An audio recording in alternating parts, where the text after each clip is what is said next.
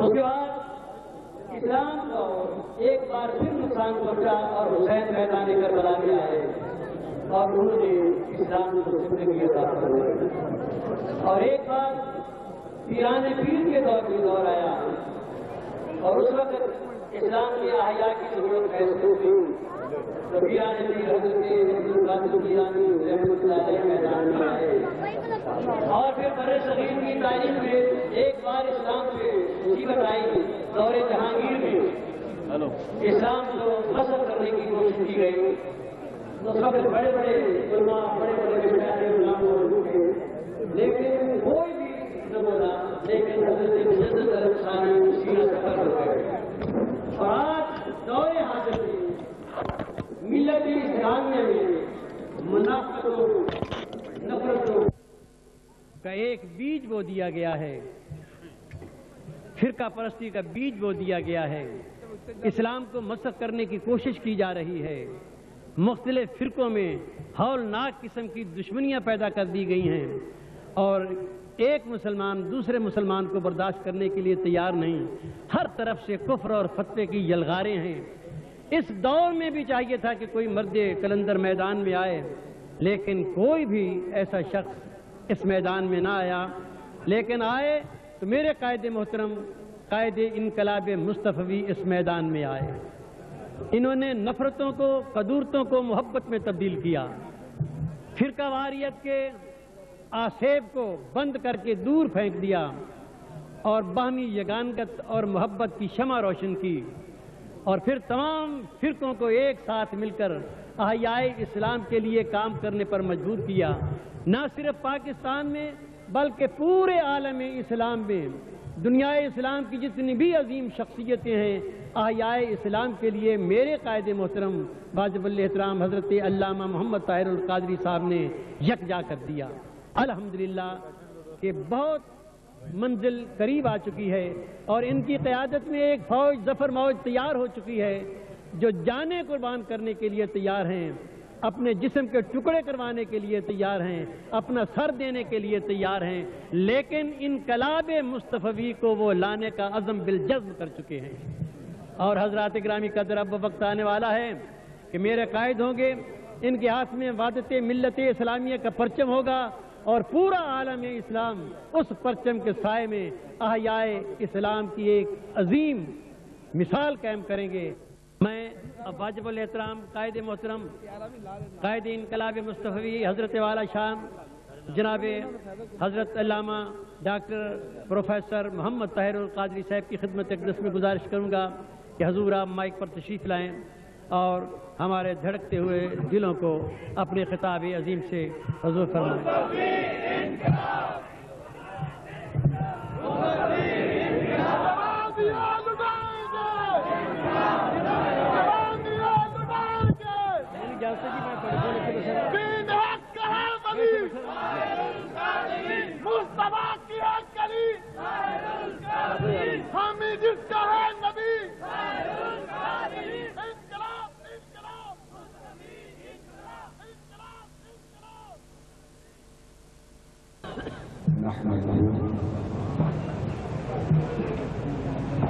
ونصلي ونسلم على سيدنا ومولانا محمد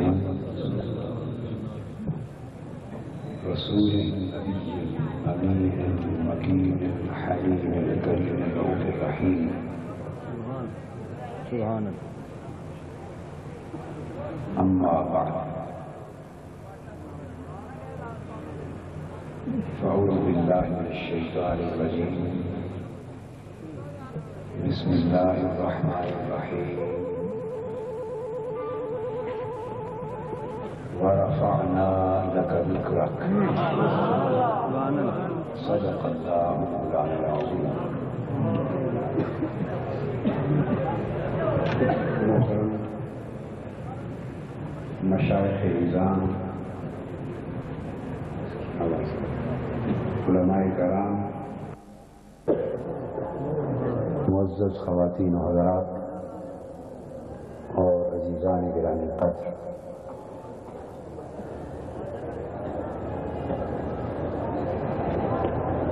الحمدللہ تعالی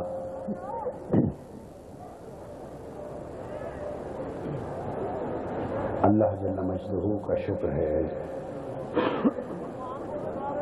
جس کی توفیق سے ہم اس عظیم الشان محفل میلاد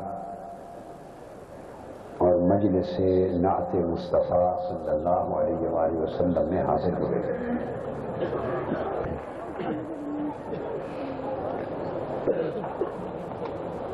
وقت خاصا بیت چکا ہے۔ میں بلا تمہید اس عظیم الشان محفل کے منتظمین کو بزم اللہ کے جملہ اراکین کو اور تحریک منہاج القرآن کے جملہ کارکنوں کو اور ان تمام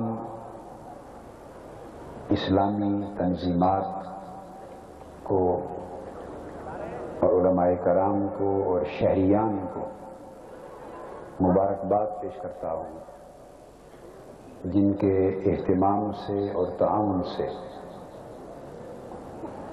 یہ آج انتہائی پر رونق، ایمان افروز اور وجد انگیز محفل منعقد ہوئی ہے۔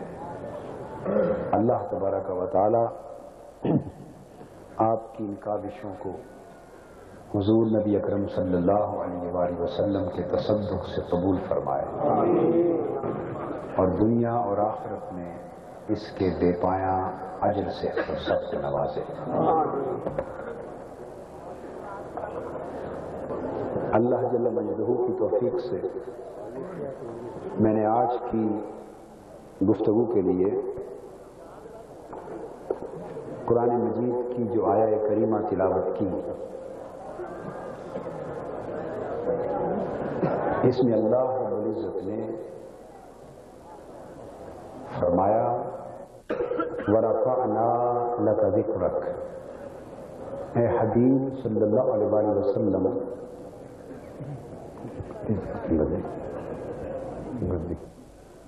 ہم نے آپ کا ذکر آپ کی خاطر بلند کر دیا، آپ کا ذکر آپ کی خاطر بلند کر دیا۔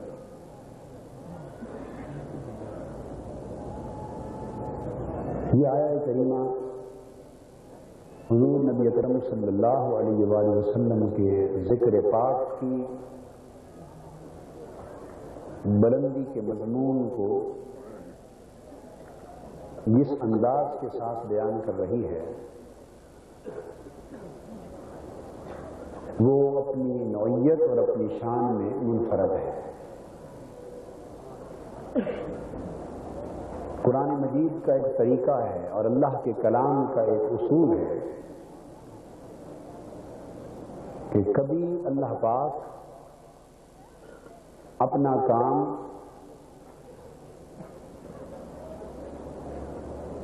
متکلم کا جب صیغہ استعمال کرتا ہے تو صیغہ واحد میں اپنی بات کرتا ہے، کبھی صیغہ جمع میں اپنی بات کرتا ہے۔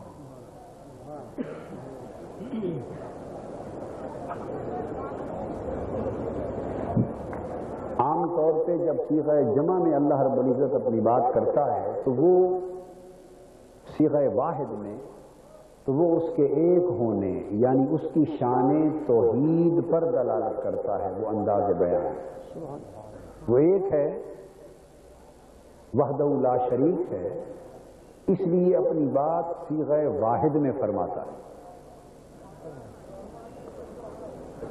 خود فرماتا انی انا اللہ رب العالمین۔ کبھی اللہ تبارک و تعالی اپنا ذکر صیغہ جمع میں کرتا ہے اور خود کو میں کہنے کی بجائے ہم کہتا ہے۔ جب اللہ پاک اپنا ذکر ہم کہہ کے کرتا ہے تو اس وقت اس مضمون کی دلالت اللہ کی جلالت پر ہوتی اور اشارہ اس امر کی طرف ہوتا ہے کہ جس کام کا ذکر اللہ پاک نے جب صیغہ جمع استعمال کر کے کیا وہ جمع کا صیغہ اور وہ بیان کا انداز اللہ کی شان کو نہیں بڑھاتا۔ اللہ کی شان نہ کبھی کم ہوتی ہے نہ کبھی بڑھتی، وہ گھٹنے بڑھنے سے پاک ہے۔ وہ خود کو میں کہے تب بھی اس کی وہی شان ہے، خود کو ہم فرمائے تب بھی اس کی وہی شان، اسے کوئی فرق نہیں پڑتا۔ جب اسے کوئی فرق نہیں پڑتا تو سوال یہ پیدا ہوتا ہے کہ کبھی کبھی وہ اپنی بات میں کی بجائے ہم کہہ کے کیوں کرتا ہے؟ قرآن مجید کا اگر مطالعہ کریں دقت نظر سے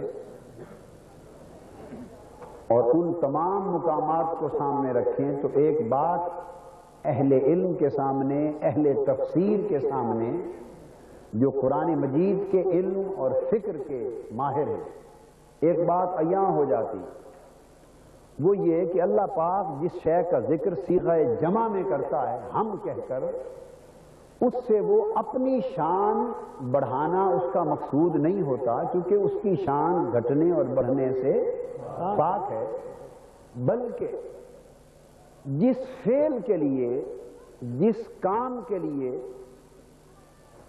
وہ صیغہ جمع استعمال فرما رہا ہوتا ہے اس فعل کو اللہ پاک اونچا درجہ اور بلند رتبہ عطا کرنے کے لیے صیغہ جمع استعمال کرتا ہے۔ ایک تو اپنا ذکر ہوتا ہے نا اللہ کا، تو دوسرا ذکر کسی دوسری چیز کا ہوتا ہے۔ وہ جو دوسری چیز، دوسرا فعل، دوسرا کام جس کے کرنے کا ذکر صیغہ جمع میں کر رہا ہے، دراصل اسے بلند کر کے، اونچا کر کے بیان کرنا مقصود ہوتا ہے، تاکہ لوگ یہ سمجھیں کہ جس فعل کا ذکر اللہ پاک صیغہ جمع میں اللہ فرما رہا ہے اس فعل کی عظمت کتنی ہوگی، اس کی مرتبت کتنی ہوگی۔ مثلا اللہ رب العزت نے فرمایا انا نحن نزلنا الذکر وانا لہ لحافظون، بے شک ہم نے اس قرآن کو نازل فرمایا اور ہم ہی اس کی حفاظت فرمانے والے. اب یہ فرمانا کہ ہم نے اس قرآن کو اتارا اور ہم ہی حفاظت فرمانے والے ہیں، تو کس چیز کے اترنے کا ذکر ہو رہا ہے؟ قرآن کی. تو اللہ پاک اپنے فعل انزال قرآن کا بیان فرما رہا ہے کہ میں نے قرآن اتارا اور میں ہی حفاظت کرنے والا ہوں. مگر یہ بات میں کہہ کے نہیں کہہ رہا، ہم کہہ کے بیان کر رہا ہے. مطلب کیا ہے؟ جب وہ ہم کہتا ہے تو اس میں بیان کی اسٹرینگتھ بڑھ جاتی ہے، بیان کی جو قوت ہے، بیان کی جو طاقت ہے وہ بڑھ جاتی ہے. اور وہ کیوں بڑھانا مقصود ہوتا ہے؟ تاکہ جس قرآن کے اترنے کا ذکر اس نے ہم کہہ کے کیا اور جس کی حفاظت وہ یہ فرما رہا ہے کہ ہم کرنے والے ہیں، وہ دراصل یہ بتانا چاہتے ہیں کہ اے قرآن کے منکرو، ہم نے اس قرآن کو اتارا ہے اور ہم ہی اس کی حفاظت کرنے والے ہیں. جو اس میں تبدیلی کا ارادہ رکھتے ہیں وہ الٹے بھی لٹک جائیں تو قیامت تک اس قرآن میں تبدیلی نہیں کر سکتے. دراصل ہم کہہ کر وہ اس قرآن کی حفاظت، اس قرآن کی محفوظیت، اس قرآن کی سالمیت، اس قرآن کی حفاظت کی عظمت، اس قرآن کا ناقابل ترمیم ہونا، ناقابل تبدیل ہونا، ناقابل تحریف ہونا، اللہ پاک لفظ ہم کے ذریعے اس کی شان کو قوت دے رہا ہے تاکہ لوگ یہ سمجھیں کہ ہم اس قرآن کے پیچھے طاقت والا ہم ہے. یعنی وہ کہہ رہا ہے ہم اس کی حفاظت کرنے والے ہیں. مطلب کیا؟ ایک چیلنج ہے، ارے قرآن کو نہ ماننے والوں، ہم اس کی حفاظت کر رہے ہیں. اب ہے کوئی خدا سے بڑا طاقتور جو اس کو بدل سکے؟ یہ اشارہ ہوتا ہے. بنیادی نقطہ سمجھ گئے نا؟ سبحان اللہ سبحان اللہ. بس اگر یہ بات آپ ذہن نشین کر لیں، وقت چونکہ تھوڑا ہے، میں اگر اللہ توفیق دے، وقت اجازت دے تو میں درجنوں آیتیں اس تفسیری نقطے کی وضاحت میں بیان کرتا، مگر وقت اجازت نہیں دیتا. ایک ہی آیت سے نقطہ سمجھانا تھا، وہ آپ سمجھ گئے، وہ آپ سمجھ گئے. جب اللہ پاک نے صرف اپنا ذکر کرنا ہو کیا اور دوسرے کی عظمت دکھانی مقصود نہ ہو، صرف اپنا ذکر کرنا ہو، تو وہ میں اور ہم ہر لفظ سے بے نیاز ہے. جب موسیٰ علیہ السلام کے لیے آگ چمکائی اور ان کو بلایا تو اپنا ذکر کرنا تھا، کسی فعل کا یا دوسرے کا بیان مقصود نہیں تھا. تو فرمایا انی انا اللہ رب العالمین، بے شک میں اور میں ہی اللہ ہوں جو رب العالمین. وہاں نہیں فرمایا کہ ہم اللہ ہیں، نہیں فرمایا کہ ہم اللہ ہیں. فرما سکتا تھا مگر نہیں فرمایا. کیوں؟ کہ اس کی اپنی شان نہ میں کہنے سے گھٹتی ہے نہ ہم کہنے سے بڑھتی ہے. وہ جو استعمال کرتا ہے میں اور ہم کا تناسب، وہ دوسرے کی نسبت سے بیان فرماتا ہے. تو جب قرآن کی حفاظت کی بات کی تو نہیں فرمایا کہ میں حفاظت کرتا ہوں، فرمایا ہم حفاظت کرتے ہیں. جب حضور علیہ الصلوۃ والسلام کی عطا کا ذکر آیا، فرمایا انا اعطیناک الکوثر. نہیں فرمایا کہ میرے حبیب بے شک میں نے تمہیں بہت کچھ عطا کیا، کوثر خیر کثیر. نہیں فرمایا کہ میں نے تمہیں بہت کچھ عطا فرمایا یا کوثر عطا کی. نہیں فرمایا انا اعطیناک الکوثر، بے شک ہم نے آپ کو کوثر عطا کی. فرمایا میرے حبیب جب میری بات ہوگی تو میں اپنا ذکر میں کہہ کے کروں گا، جب تجھ پر عطا کی بات ہوگی تو ہم کہہ کے کروں گا. اس لیے کہ میری ذات نہ میں سے گھٹتی ہے نہ ہم سے بڑھتی ہے. مگر اس دنیا میں ایسے بدبخت بہت ہیں اور بہت ہوں گے جو تیری شان کو گھٹانا چاہیں گے اور یہ سمجھیں گے کہ یہ مخلوق ہے، نبی اس کی شان کم ہے. اس لیے محبوب جب آپ کا ذکر ہوگا تو میں خود کو میں نہیں بلکہ ہم کہہ کے بیان کروں گا کہ لوگوں مصطفیٰ کو تنہا نہ دیکھو، ہم بھی اسی کے ساتھ ہیں.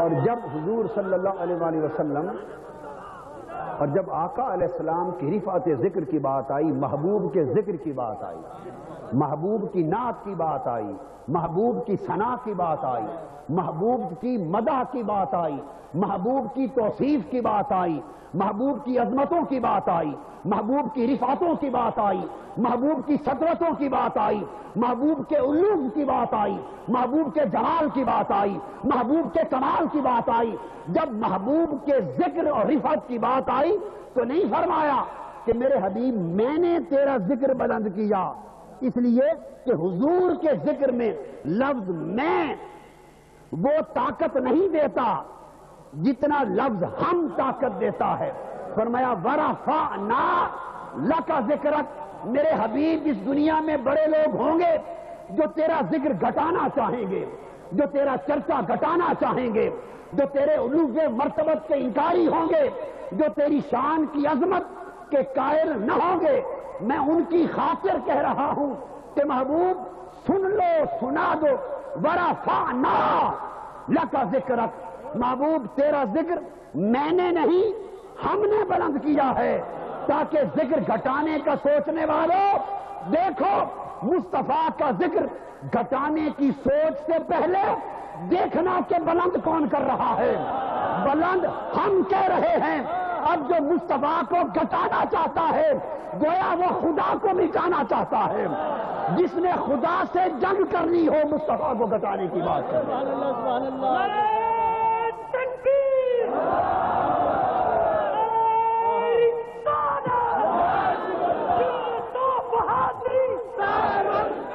ورفعنا لک ذکرک، محبوب اور ہم نے آپ کا ذکر آپ کی خاطر بلند کر دیا۔ یہ ہم خود کو نہیں سنا رہا، وہ ہمیں سنا رہا ہے۔ کیا ہمیں سنا رہا ہے؟ اور صیغہ جمع ایک اشارہ بھی دے رہا ہے کہ اپنی بات ہو تو میں کہہ کے کرتا ہوں، یعنی اپنی بات میں اکیلے پن میں مزہ آتا ہے، اور محبوب تیرا ذکر ہو تو لفظ ہم بولتا ہوں تاکہ ہر کوئی تیرے چرچے کرے، ہر کوئی تیرے گن گائے۔ اس کا جو صیغہ جمع ہے وہ محبوب کے علو مرتبت کے لیے اور ساری کائنات پست و بالا اور ساری کائنات فرش و عرش میں سب کو ذکر مصطفیٰ میں شریک کرنے کے لیے فرمایا جا رہا، محبوب ہم نے آپ کا ذکر بلند کر دیا۔ جب ذکر بلند کرنے والے ہم ہیں تو کون ہے جو گھٹانے کا سوچ سکے؟ تو گھٹانے والے ابو لہب بھی مر گئے، ابو جہل بھی مر گئے، جس نے گھٹانے کا سوچا وہ مر گئے۔ اور اعلیٰ حضرت نے کہا، فرمایا نہ گھٹا ہے نہ گھٹے گا کبھی چرچا تیرا، نہ گھٹا ہے نہ گھٹے گا کبھی چرچا تیرا۔ مر گئے، مرتے ہیں، مٹ گئے، مٹتے ہیں، مٹ جائیں گے آدھا تیرے، نہ گھٹا ہے نہ گھٹے گا کبھی چرچا تیرا۔ کیوں؟ ورفعنا، ہم جو چرچا کرنے والے ہیں۔ تحریک منہاج القرآن کے زیر اہتمام دنیا اسلام کی سب سے بڑی عظیم الشان عالمی مرکزی محفل میلاد مصطفیٰ صلی اللہ علیہ وسلم مینار پاکستان لاہور کے سبزہ زار میں منعقد کی جاتی ہے، جس میں دنیا بھر سے لاکھوں فرزندان اسلام شرکت کرتے ہیں۔ خواتین کے لیے خصوصی طور پر پردے اور وضو کا اہتمام کیا جاتا ہے۔ قائد انقلاب پروفیسر ڈاکٹر محمد طاہر القادری صاحب کا خصوصی خطاب یورپ کے اکثر ممالک اور دنیا کے دیگر خطوں میں براہ راست سنا جاتا ہے۔ جشن میلاد النبی کے اس عظیم پروگرام میں قافلہ در قافلہ شرکت فرمائیں۔ اور فرمایا ہم نے بلند کر دیا، ورفعنا، ہم نے بلند کر دیا۔ کیا مولا؟ کیا بلند کر دیا؟ ورفعنا، اور ہم نے بلند کر دیا۔ باری تعالیٰ کیا بلند کر دیا؟ اللہ پاک فرماتا ہے ابھی ٹھہرو، کیا کا جواب بعد میں دوں گا، ایک بات پیار کی اس سے پہلے کہہ لینے دو۔ کیا بلند کر دیا یہ بات بعد میں کریں گے، ایک بات اس سے پہلے کرنے کی ہے، وہ کیا؟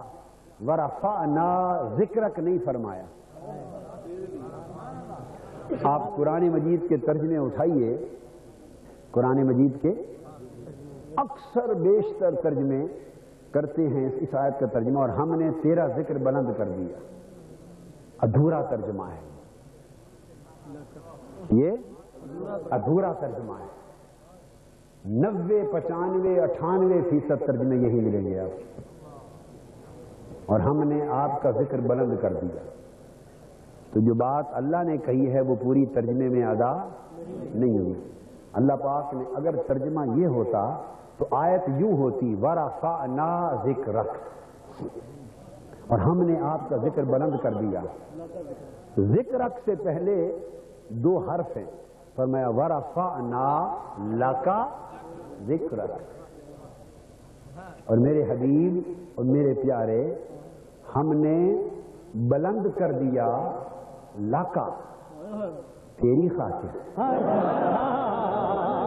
سبحان اللہ سبحان اللہ، میرے پیارے بلند کر دیا ہم نے لکا تیری خاطر، سبحان اللہ سبحان اللہ، ذکرک تیرا ذکر، تیرا ذکر بلند کیا اور تیری خاطر کیا،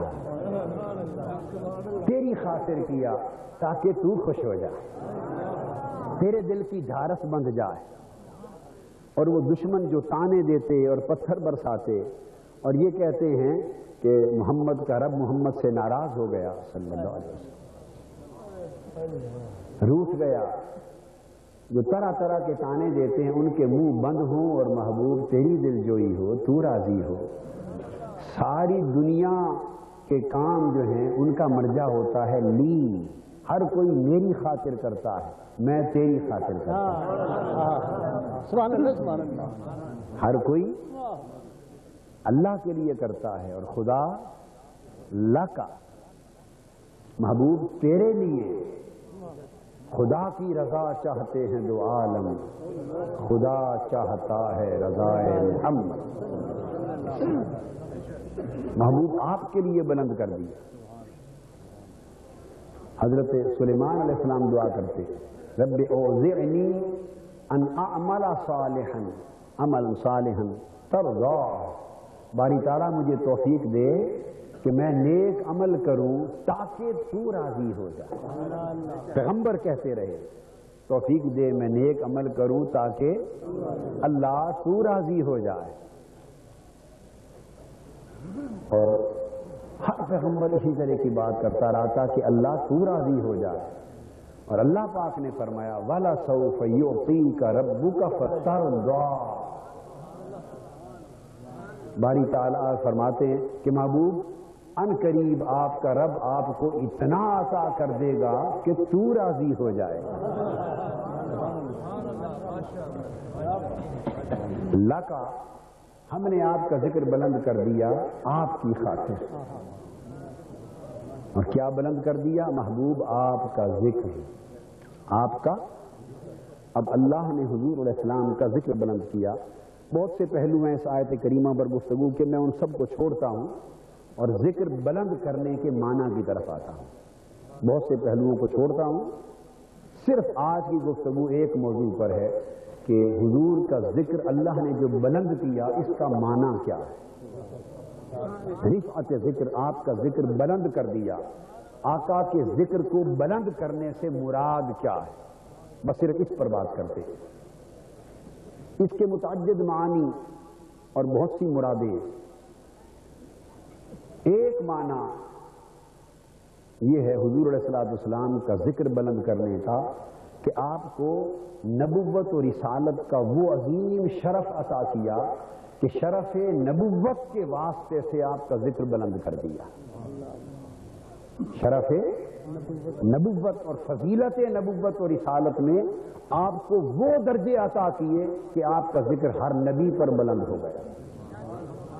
تیسرے پارے کے شروع میں فرمایا تلک الرسل فضلنا بعضهم علی بعض، یہ سب رسول ہیں، نفس نبوت و رسالت میں ایک جیسے، لیکن فضلنا بعضهم علی بعض، ہم نے ان میں سے بعض کو بعضوں پر افضل بنایا، فضیلت دی۔